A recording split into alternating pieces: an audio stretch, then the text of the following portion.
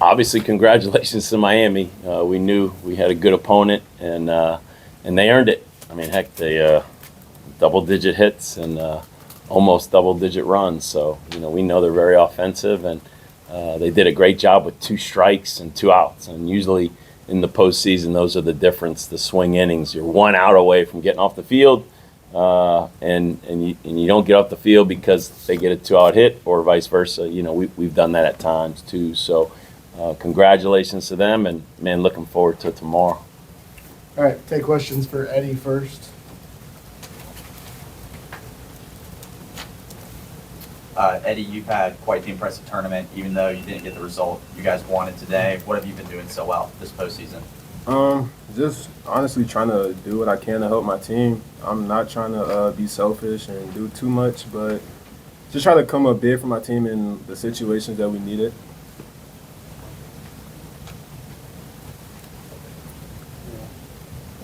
Go ahead, Dustin. Eddie, I guess the conversation amongst your team after this loss, knowing that you do have tomorrow to punch your ticket to Omaha, what does that look like? Have you guys had any brief talk? I know you guys just got off the field. I mean, yeah, Coach talked to us about it, but yeah, we still have one more game to play here in this beautiful stadium with all the beautiful fans, packed out stadium. So I have confidence that we'll bounce back. As Coach always said, we get knocked down, but we always get back up. So I have 100% faith that we're going to come back and win tomorrow. Eddie, in regards to that, you going in that last inning, you guys still have had the confidence. It looked like that you could come back and get this one. Kind of take us through the last inning and what it was like. We just always know that we have the chance to come back with this lineup. This offense is just we're really dangerous, I believe. But we all have that confidence, and we all know that we can put up a crooked number just like that. So I don't think anybody just had any doubt in their minds in that last inning. We all knew that we could make something special happen.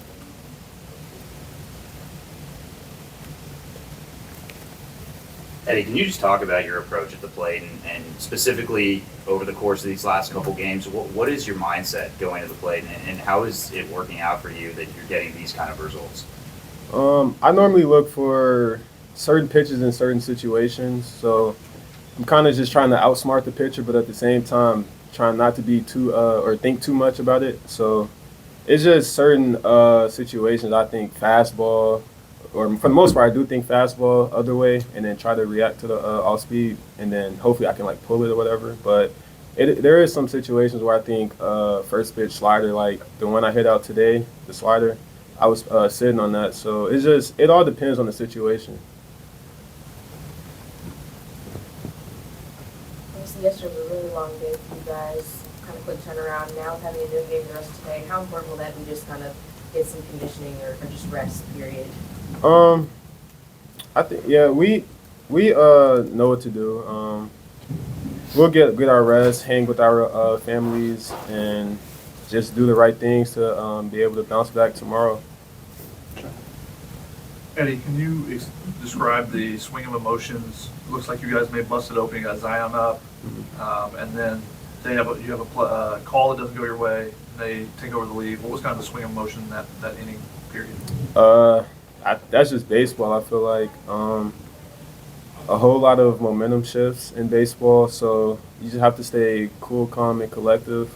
Just try not to, like Coach said, not get too high, not get too low. So I think in that inning we had, we just had to know that we can bounce back and score some runs. So we just try not to get too low in that situation and just do it on offense. Do it on the offense.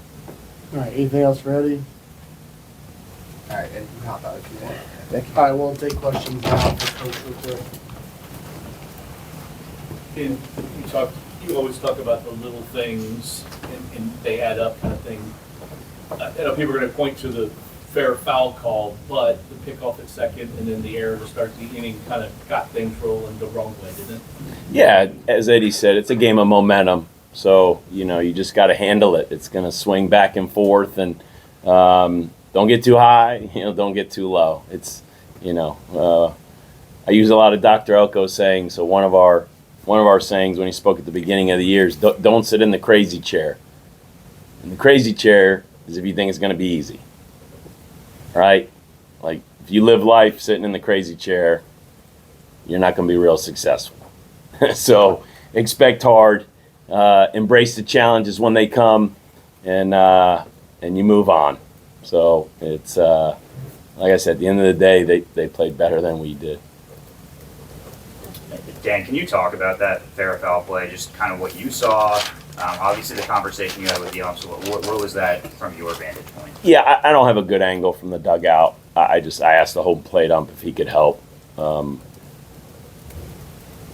Look, guys, there's a million calls in a game with balls and strikes, and I know they're good conversation pieces, but there's no way in heck I'm going to blame a really good umpire. Make the next pitch. Make the next play. Get the next at-bat. Again, that's part of life. So I'm very confident that my team is not living in that self-pity world as to why we lost the game. Plus, that's disrespectful, I think, to Miami and how well they played. Like they nothing was gifted to them, man. That they earned it today. Yeah. Did you think at all about putting a righty in to face Kuvit before in the eighth inning when he hit that homer? Jack Brown. Jack Brown already pitched, so Schweitzer's our last righty ready that could close. Peter Michael's more of a starter, and so we had a power lefty warming up, and Starks, it's funky and he's tough. He's tough on righties. It's just Kuvet's just a really good hitter who had just missed a couple balls, and it's easy to second guess. But like I told Coach Williams, he's coaching his tail off. We're pitching. We're doing plenty well in this postseason to win. So that's the great thing about baseball.